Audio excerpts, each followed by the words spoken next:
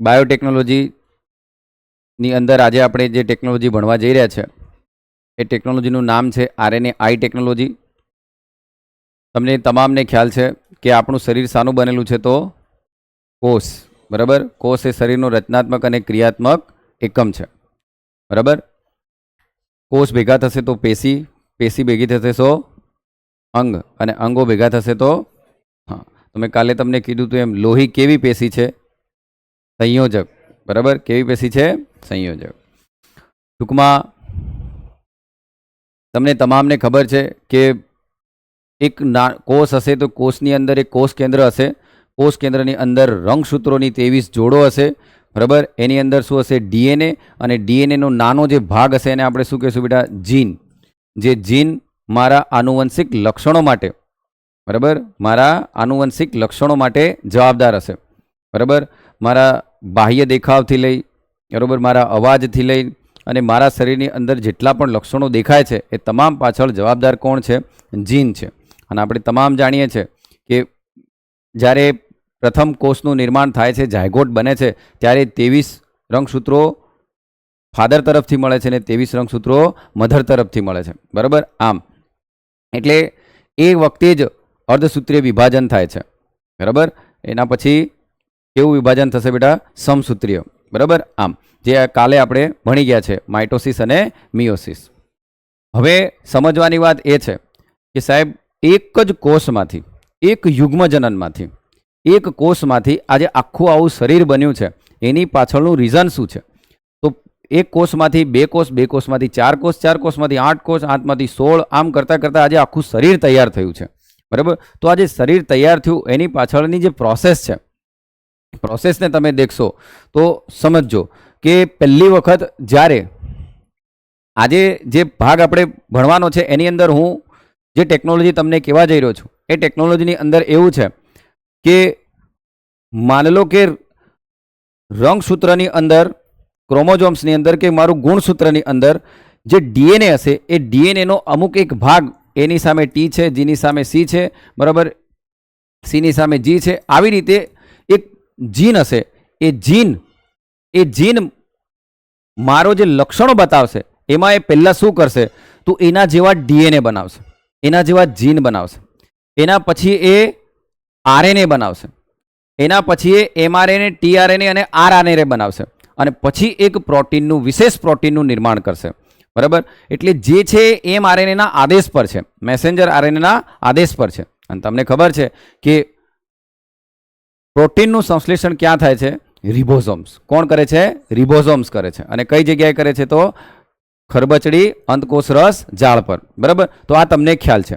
હવે આજે જે આપણે ભણવા જઈ રહ્યા છે એની અંદર તમે દેખજો, જ્યારે પહેલી વાર, બરાબર, જ્યારે પહેલી વાર DNAમાંથી, એ જીનમાંથી DNA બને છે, એ પ્રોસેસને કહેવાય છે રેપ્લિકેશન. શું કહેવાશે? રેપ્લિકેશન. શું કહેશું? બોલો. રેપ્લિકેશન. આમ એ જે રેપ્લિકેશનની પ્રોસેસ છે એ રેપ્લિકેશનથી શું કરશે?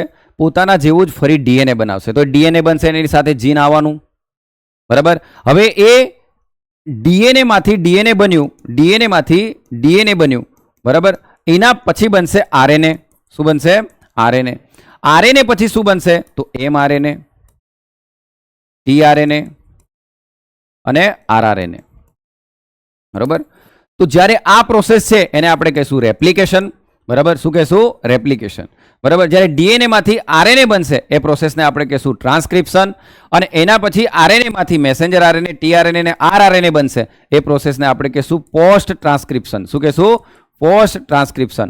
અને જ્યારે આ mRNA એક આદેશ આપશે કે ભાઈ તમારે વાળનું પ્રોટીન બનાવવાનું છે, તમારે લંગ્સનું પ્રોટીન બનાવવાનું છે, તમારે ચેતાતંત્રનું, નર્વસ સિસ્ટમનું પ્રોટીન બનાવવાનું છે, કે તમારે ઉત્સર્જન તંત્રનું પ્રોટીન બનાવવાનું છે, એ આદેશ પ્રમાણે જે પ્રોટીનનું નિર્માણ થશે, એટલે કે એક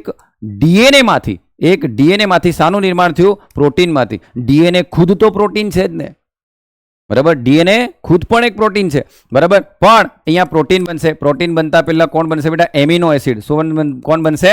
એમિનો એસિડ. બરાબર. કારણ કે પ્રોટીનનો નાનો એકમ કયો છે? Amino acid. અચ્છા સાહેબ, એનો મતલબ સાહેબ આ સમજવાથી બેનિફિટ શું છે? બરાબર.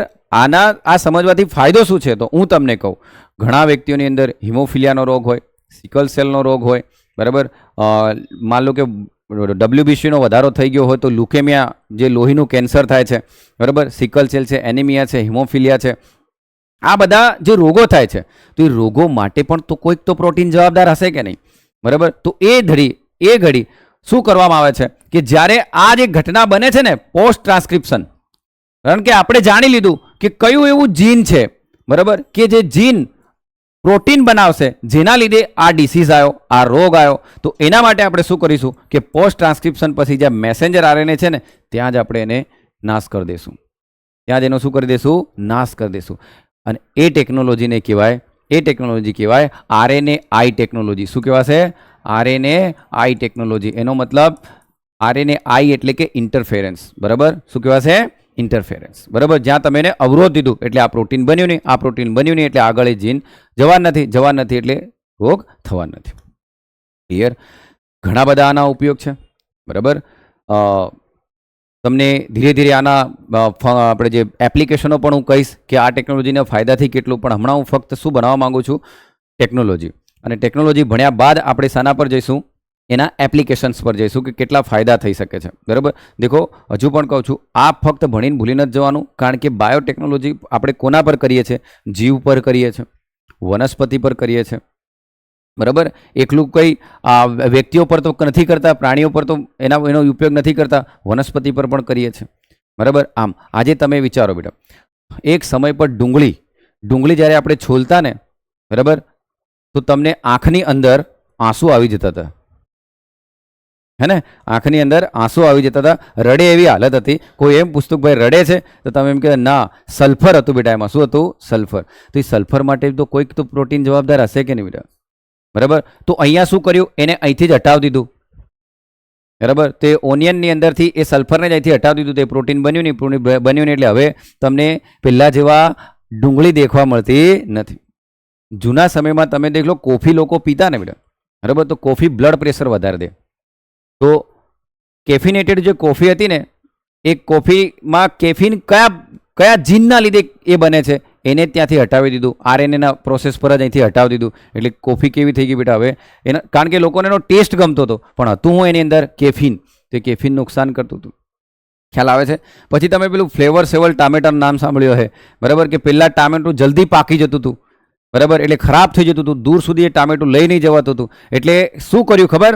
એમને એવું કર્યું કે આ જલ્દી પાકી જાય છે, એના માટે કોણ જવાબદાર છે? કોઈક તો જીન જવાબદાર છે. હવે ખબર પડે છે આ ટેકનોલોજીનું એપ્લિકેશન, આ ટેકનોલોજીનું આ એપ્લિકેશન છે કે એના માટે કોઈક તો જીન જવાબદાર છે. એ જીનને જઈથી અહીંયાથી mRNA જે મેસેન્જર RNA છે ત્યાંથી જ એને ઉડાવ દો, બરાબર.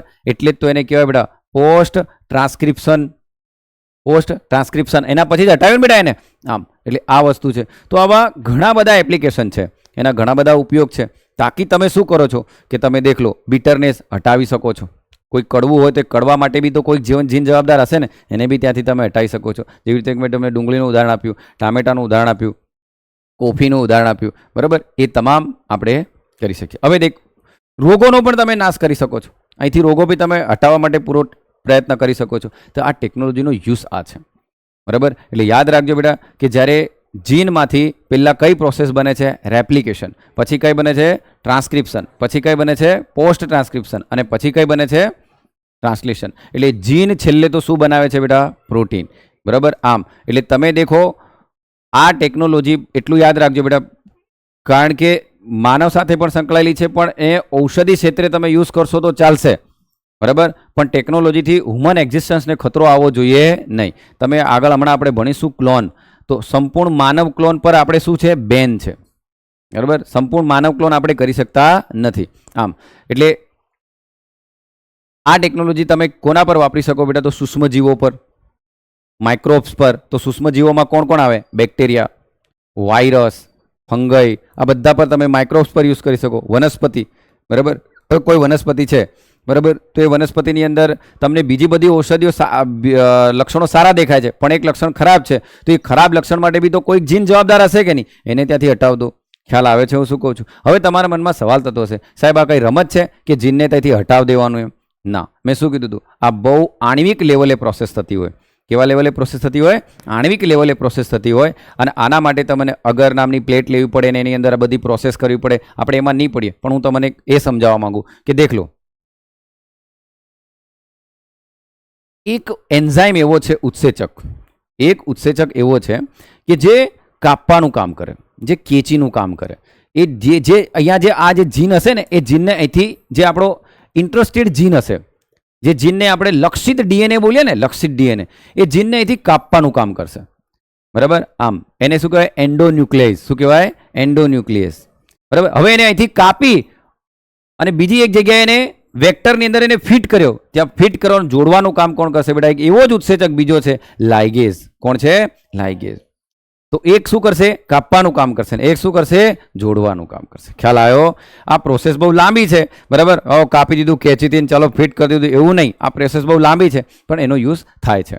બરાબર? તો એવા એન્ઝાઇમો, એવા ઉત્સેચકોની શોધ થઈ, એટલે એ ઉત્સેચકોની હાજરીમાં આ બધી પ્રોસેસ થતી હોય છે. બરાબર? તો અહીંયા મેં તમને શું ભણાવ્યું બેટા? RNAi ટેકનોલોજી, જેના ઘણા બધા ફાયદા છે. બરાબર? મેં માંડ 2, 3, 4 બોલ્યો છું, પણ તમે બુકોની અંદર વાંચશો તો તમને ખબર પડી જશે. બરાબર? તો અહીંયા આપણો કયો પોઈન્ટ પૂરો થયો છે? RNAi technology.